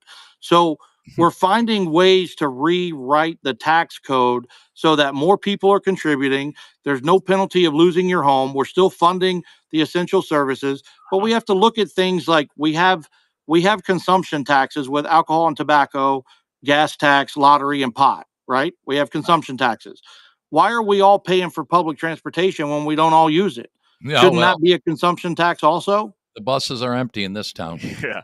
If you go to a consumption tax on public transportation, they're going to be forced to consolidate their buses and have fewer buses run these routes because nobody's using them. Buy a punch card, a $10 punch card, $15 punch card, whatever it is you need. Get on your bus, go where you got to go, and I'm not paying for you to get on the bus, which is what we're all doing right now if we're homeowners. Tony, I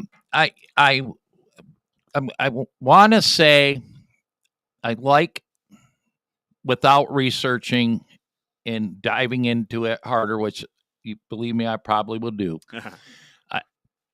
I like the premise of potentially an income tax at a county level. Yeah. If property tax was eliminated. It's the first idea that I've heard. That I get you're onto something more there than the other proposal that's out there. Well, let me help you out a little bit. The 1963 Michigan State Constitution never added the fire department to the Constitution. It's not an essential service.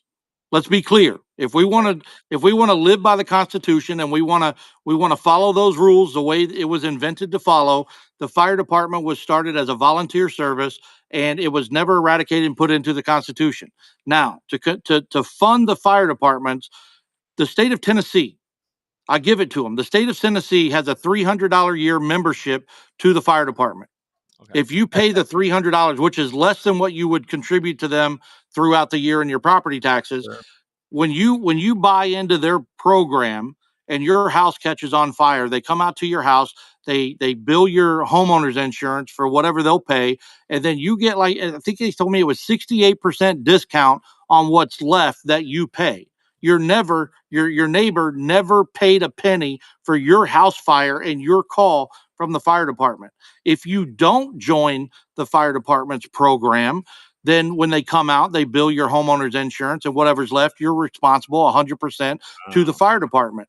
That's thinking outside the box. So your insurance company is going to require you to pay that $300. Yeah, probably. Yeah. Or if you want a lower rate. Yeah. If you want a lower rate, but I mean, if you were paying that separate, you're paying a 3% county income tax, and you had to pay $300 a year divided by 12 months out of the year. That's your membership cost for the fire department. Should you need it? Is that worse than no-fault car insurance that we pay out the ass for that we never need and always see our rates increase? Fair. The concern I have with Axe My Tax, I'm trying not to throw them under the bus. I love their efforts. I think Carla, her efforts are unlike anybody I've seen in many, many years. And her people are passionate and I like how it's getting people activated. But the way they always use the word buckets. Me and Kevin joke about the buckets. We've had Axe My Tax people on here. The first time around, we were somewhat for it. And we had a guy that was very active with Axe My Tax on here. He lives in Jackson. And he talked about the buckets. And then after I got looking at it, I'm like, I don't want Lansing to have any more control over local government than they already do. I sit on a township board. We go through our budget, the 7 people elected by the citizens of that township. I watched our county commission they probably could have went deeper, but with a limited budget because of a jail debacle. I watched them go line by line, axe $100,000 here, $50,000 here, $25,000 here to sustain the sheriff's department because they're obligated to run a jail at a minimal level. That's what local government does. Okay. So in where my concern was, I watched our legislatures not pass a budget, leaving the schools in limbo. The schools still don't know what they got per pupil. I'm going to go back to saying I don't feel sorry for the schools, but that's the system that they have. So they're sitting there trying to create their own budgets and can't because Lansing is fucking around. Okay. Yeah. And I'm like, well, I don't want that to happen to my county commission. I don't want that to happen to my township board. And then they'll say, well, it's constitutional. I don't think it matters. They'll still play games with the money that goes to the local municipalities. That is my biggest concern. And then I also feel that, let's say, if we took this approach right now, let's say we eliminate income tax. We've seen in other states where it's been successful. And then we take a hard look at property tax. The first thing we need to do is eliminate school millage and bond request every 3 months. They need to go on every 2 years during the presidential and the midterm elections. That does 2 things: voter turnout, and that gives them only one bite at the apple every 2 years. I've watched a school district in Jackson County get turned down, come back 3 months later and ask again. That's done. Okay. So we get our arms around, eliminate income tax. We get our arms around property taxes. There's got to be a mechanism if property taxes still existed until we figure out a way to eliminate it. To, like you said, the lien process. I don't know, to where people won't be losing their homes. All right. So the lien is a great idea because you put a lien on their home, the county's going to sell the lien to a bond and make interest on the bond until the homeowner sells the home. So the county's going to be making money in these situations rather than increasing the homeless population just to take that home and sell it for a profit. Because I think there's a lot of counties in the state of Michigan where the homeowner's not getting the equity in the home that they're due outside of the taxes that were owed. So I don't want you to be on the street, and I don't want Lansing picking their nose in your county. When I try to explain it to people, I tell them to look at the United States map. The states are divided up by borders, right? There's all these lines across the map. Every state is divided up by borders, which we call counties. Yep. The federal government supervises the states to make sure that we do what we're supposed to do on a federal level. The state should supervise the counties to make sure that the counties do what they're supposed to do on a state level. And when you get that local control back, and I agree with you, those millages should be every 2 years or 4 years, whatever it should be. I'd like to see them farther than 2, but that's not a bad idea. I mean, if we could go with the midterms every 4 years, that would be great. But I think more so than not, people need to be educated that these millages are debts paid by society. Whether Tony, you got kids in school or not, you're paying that debt. It amazes me. Sitting on a township board, I just was elected last fall. The very first month was the renewal for the public safety millage to go on the May ballot. And the first thing I said, could have gone on the November ballot, the presidential election presidential ballot in November? Yeah, it could have, but we got talking and we didn't want to risk it failing. So we're going to throw it on the May ballot. And I says, I'm absolutely not down with that. No. No, less people vote in May than they do in the presidential It's a election. trick that municipalities and especially school boards use for low voter turnout to pass their crap. Yep. I've seen it over and over. And the board that I'm on, the administrator, straight up said that's why we're doing it. Yeah. It's not even a secret. Well, let me ask you this: how many school districts do we have in the state of Michigan? I have no idea. A lot. It's like 400 or 500 school districts, right? For 83 counties. Yeah. If we got rid of the ISDs and made every school, made every county a school district, you'd have 83 school districts in the state of Michigan. When you do that, you're cutting all the bureaucracy and all the overpaid administrators who are making $250,000 a year. You take that money and you reinvest that into the school bonds and millages that they have out there to help cut that debt down. And now you have the school the money per child, the $9,800 per child. It allows them to go. It allows that money to follow the student where it goes. Uh-huh. The weaker schools are going to compete against each other. The weaker ones are going to fall off as the bigger schools gain students. We can take that money that we had from all the administrators and we can hire more teachers for those larger schools so we have smaller classrooms. Again, it's not raising taxes, it's reallocating funds in the right way once you cut it from where it currently exists. Taking money we already have and we're reapplying it where it has to go. That makes better sense for why we're spending it there. We don't need to increase the education fund in Michigan. We throw money at it every single year, and all we've done since Whitmer's been in office is decline. We're now 48th in the nation as far as education, and Michigan is way better than that. We should be in the top 15. By the way, there's 539 total school districts in Michigan and 57 ISDs. So how much money are you saving if you take it from 539 down to 83 and you're getting rid of all those excessive administrators in each of those school districts? When you look at your property tax bill, most counties, the ISD is the most expensive one on your property tax bill. Yeah, and they should be eliminated. And I'm going to add something to that. Most counties, maybe all of them, I've heard that there's a couple that have been able to change this. You don't elect the ISD school board. Really? You don't. The people do not elect the ISD school board. They're appointed?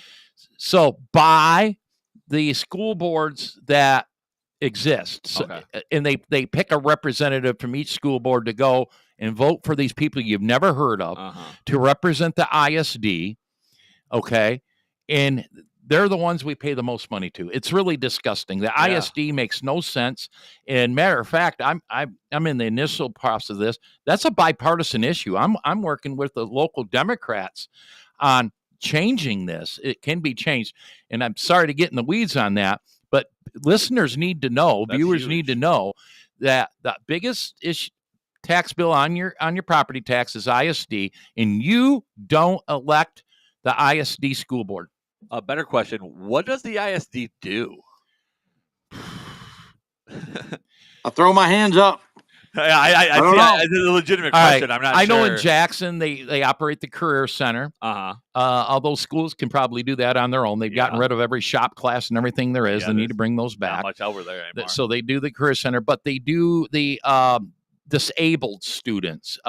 They provide, I think, the teachers in some of the school district for the disabled children, this and that. They have their own busing. It's nothing that can't be done on a local level. Yeah, It really I really was unsure about that. And guess what? We all three of us went, I don't know what they I don't know what to do. I've just always known it existed. So Tony, you're a likable guy. Yes. Okay.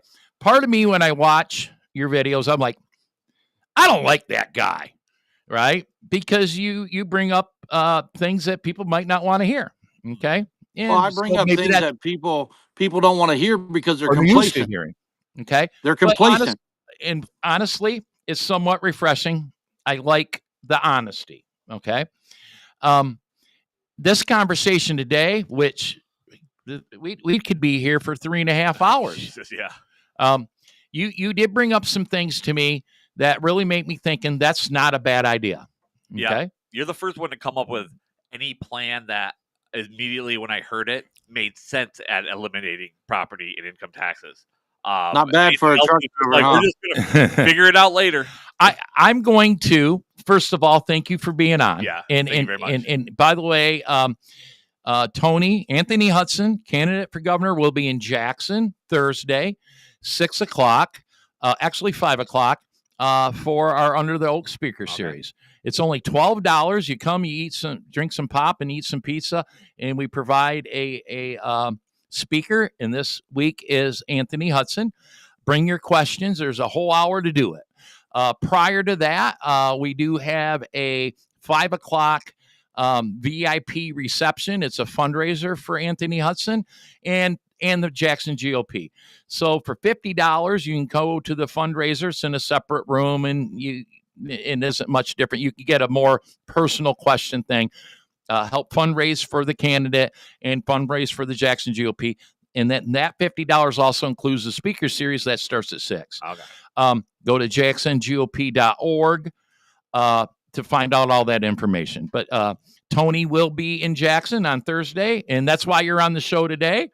And if you have as many questions as I do, and unfortunately I can't be there. The wife's dragging me down to Pigeon Forge.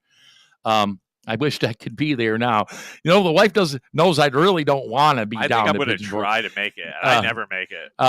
Because I really want to have more of a conversation. But I do have your phone number, so we may talk. We should. We should. And I encourage people to come out, because if you watch my videos on social media and you sit with me one-on-one, you'll see that I'm the exact same guy.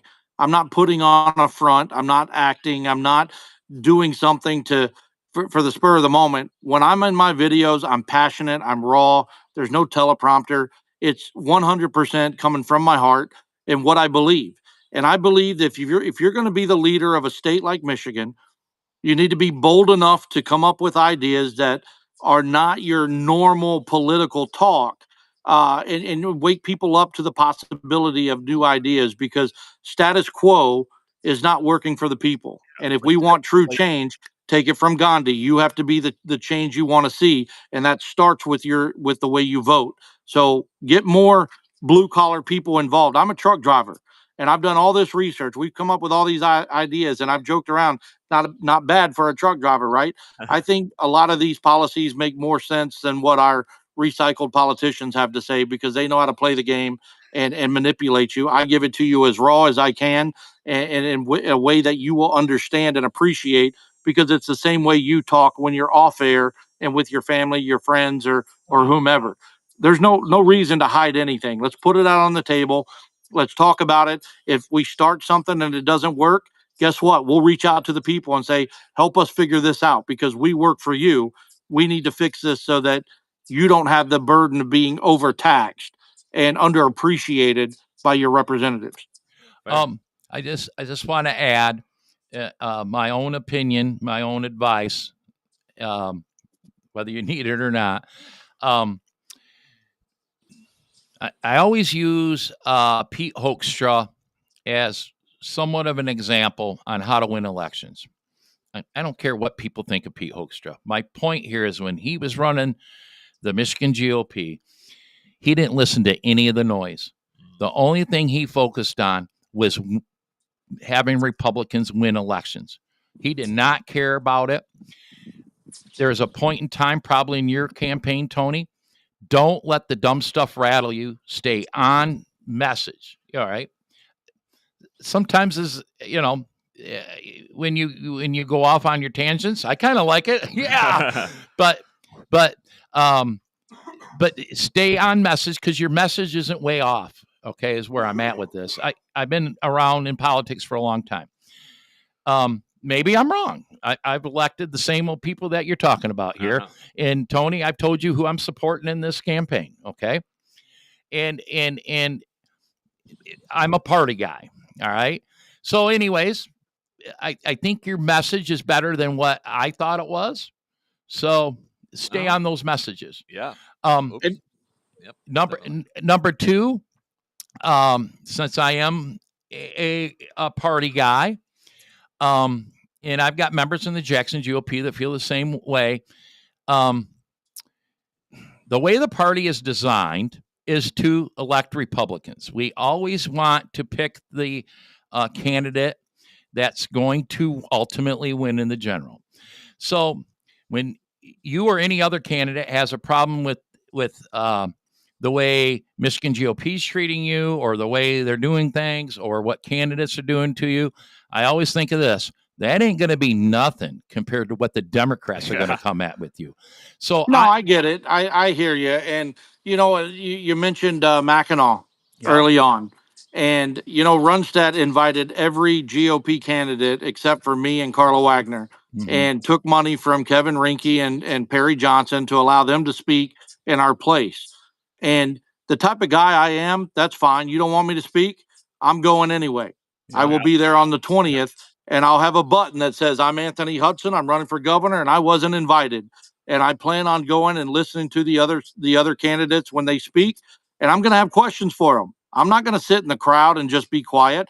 I'm going to ask questions so that people know who I am, and that I am running, and that I was left out of this because I push back against things like keeping status quo. I push back against seeing a candidate who voted for the Marshall plant when the people in Marshall didn't want it, or I push back against a candidate who claims he signed the big beautiful bill and will be proud to represent Donald Trump as governor of Michigan, yet he was one of the last 4 congressmen to sign the big beautiful bill. What was your hesitation?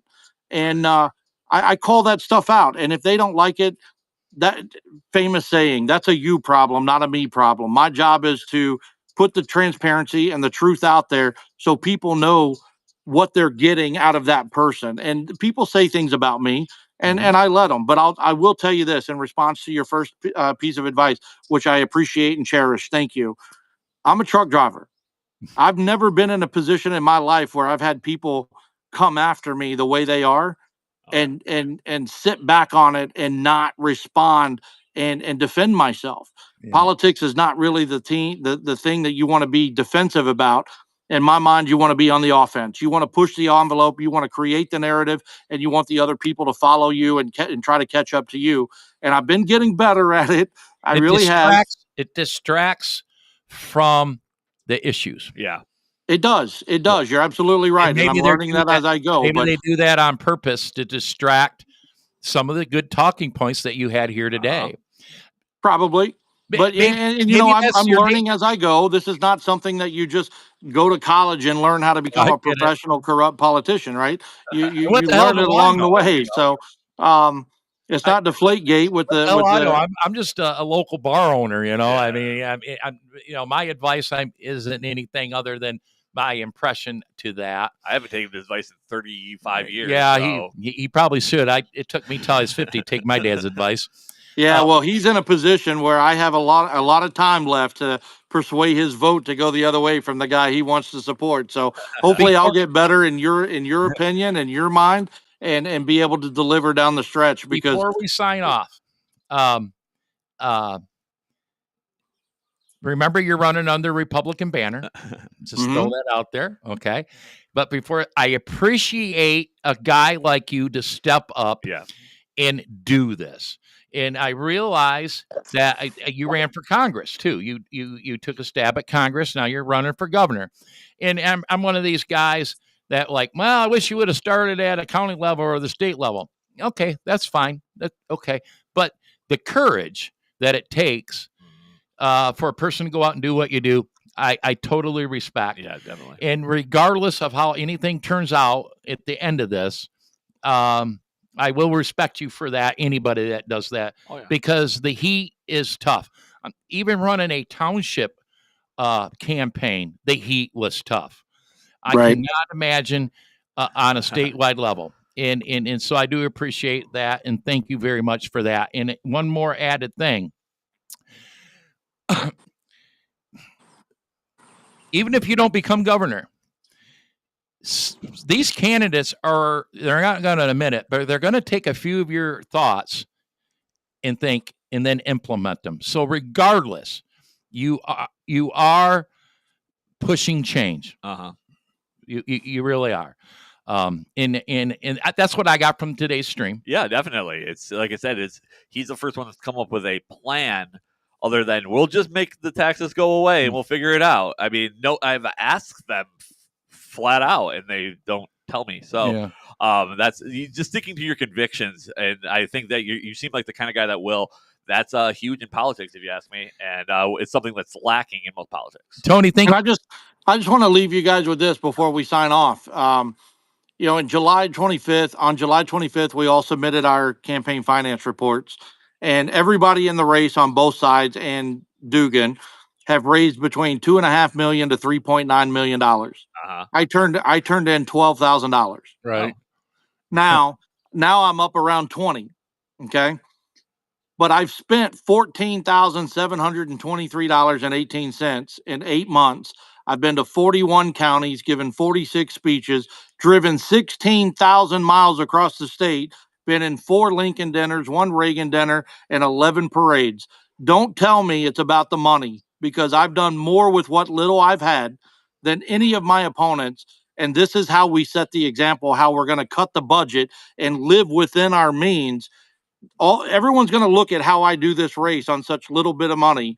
This is how we do it. We sleep in the back of my truck. We take lunches when we hit the road. We very, very rarely stay in hotels. Even Mackinac Island, we'll go up for the day. We'll spend 5 or 6 hours on the island. We'll drive home. There's no need $1,500 a night at the hotel. Not doing it.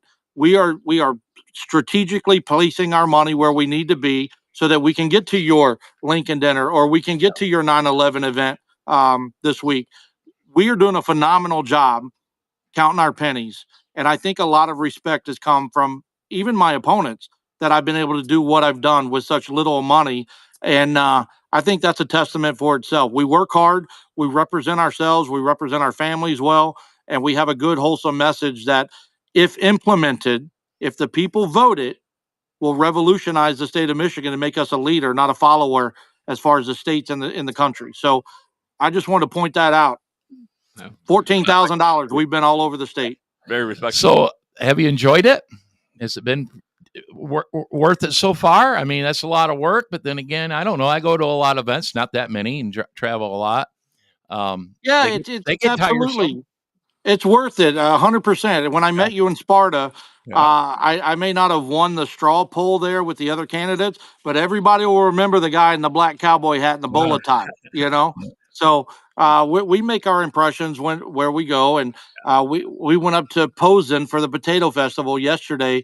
We were in the parade, then we went to the carnival area, and I counted them, 17 people in that small town just walked right up to me, followed me on some sort of social media, bought merchandise, bought hats, gave donations. And then we went into the barn where the polka dancing was going, had lunch, and had 6 more people walk up to us. Yeah. So we're making a name for ourselves, even in the small rural communities up in upper lower Michigan. So we've done a lot of good work up there. I'm proud of what we've done. Tony, do your thing, sell your website, your merch, tell us what you got, and we're gonna boot you off.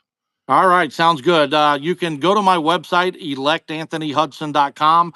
You can join our campaign. We're getting signatures right now to be on the ballot next year. We could use your help doing that.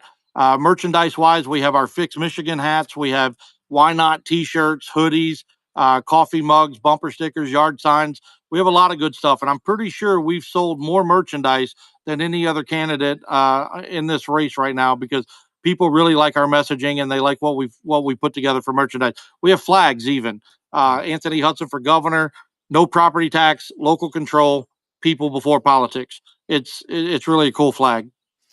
Awesome. Thank you very much. You also can catch you on all kinds of social media platforms. And you'll be in Jackson on Thursday. And then you're also going to be back in Jackson for our Lincoln Day dinner on October 25th. And one more quick thing. We were in the middle of arranging the logistics of our Lincoln Day dinner, and you were the first candidate to ask if there was going to be candidate tables to where you could, collect signatures, sell merch, whatever. And I was like, yeah. So anyways, now there's going to be a whole slew of tables and candidates for the hour leading into the dinner. So it probably would have came along anyways. But you're the one that made me think, yeah, we should probably do that. So thank you very much for that. We already innovated your Lincoln dinner. See, we've already started. Thank you very much. See, I'm losing my voice, Kevin, all of a sudden. Thank you, Tony. Sorry I can't see you Thursday. Our Chief of Staff, Chris Baird, will take great care of you. And I told you, if there's anything that you need, I can still answer my phone, okay? Yes, sir. I appreciate it. And hey, thanks for letting me come out here and be on your show today. Great interview, great questions. We need more of this. So if you guys want to have us back later on for an update where we're at, what we're doing, please just give me a call and let me know. Maybe prior to the Lincoln Day dinner or something. We'll make something. All right, we'll figure out. Sounds good. Thanks, Tony. Yeah, thank you very much, Tony. Thanks, guys.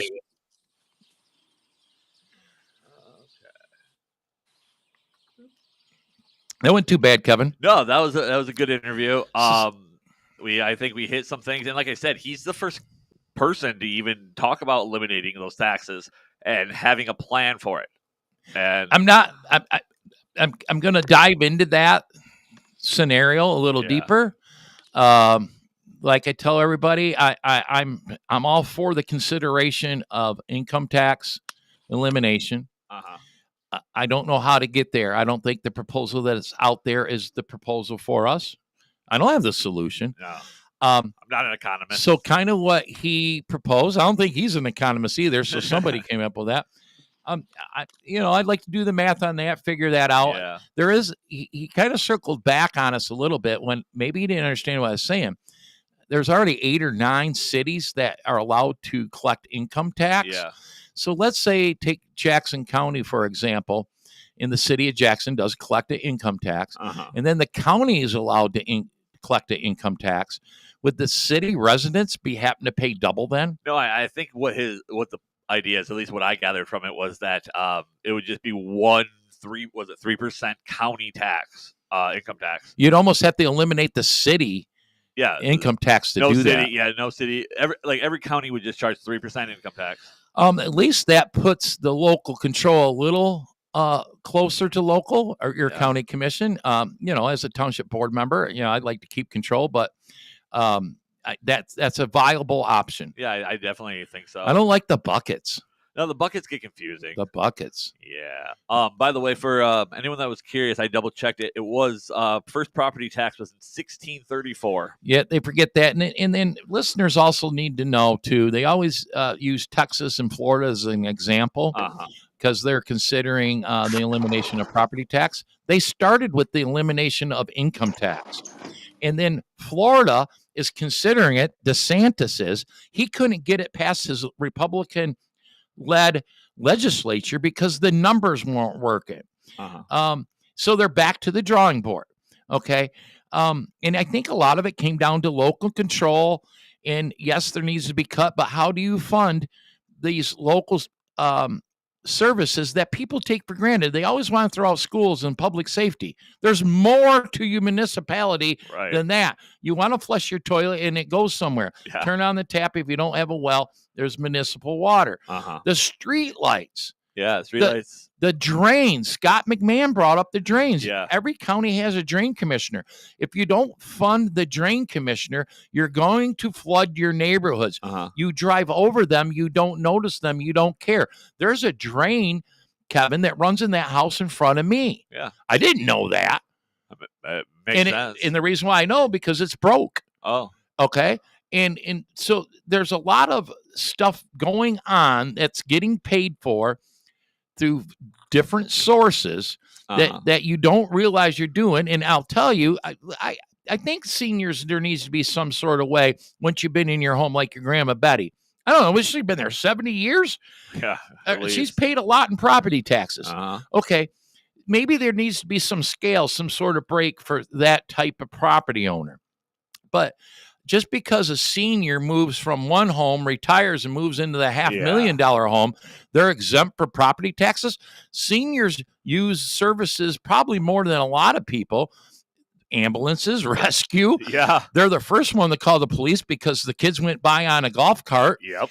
Because they're not 16 years old. Right. They're the first ones that will say that my street light is out because people appreciate lighted streets. Right. So that, to me, I can't wrap my mind all the way around that. And plus, the biggest thing is if you don't tax the seniors, you're putting that burden onto your children and grandchildren who are struggling to support a family. Listen, in my retirement, it's not secure. I'm worried about the future. Yeah. Okay. But most of us go into retirement saying, hey, I'm set for a while. Now, the problem is assessments. The assessment scale is screwed up. And you can't plan for your retirement. When you look at the value of your home, the value of the home keeps increasing, which is a good thing, but so does your assessment. Now you're getting out taxed. My point here is, before we consider the elimination of property tax, let's severely fix property tax. There's got to be a way where we don't run grandma out of the family farm. Right. If that's the selling point, let's fix that. Make sure that don't happen. I will say this, in Jackson County, it's usually vacant buildings and vacant land that people just stopped paying property tax on. And boy, I'm going to catch so much heat, Kevin. And another thing too, you can't exclude this. When you make it too appealing, the most appealing state in the nation, for example, because of property tax elimination or whatever it is, what's going to stop BlackRock from buying up our farmland? Yeah. What's going to stop BlackRock from buying more properties that they're already buying? Yeah, fair. You got to look at this. Always be careful what you ask for. I don't want to throw that out as the scary part, right? Like a lot of people do. I'm not saying that's going to happen. But we got to look at all those angles, man. Be careful what you ask for. Yeah, I agree. We got to wrap it up because I'm about to pee my pants. All right. Everyone needs to know that. One quick thing. Yeah. Go. Star Stripe and Straight Talk. Oh yeah, they're not. A Lincoln Day dinner, October 25th. Anthony Hudson be at Jackson GOP Thursday, 5:00 for the VIP. 6:00, jacksongop.org. Yeah, that's good enough. Okay, cool. Well, guys, we'll see you next month. No, well, someone will be here next Monday. We'll figure it out. Yeah, I won't be here. But until then, guys, we'll see you next time. See you later. See you. You've been listening to a Grandma's Boy Media Production.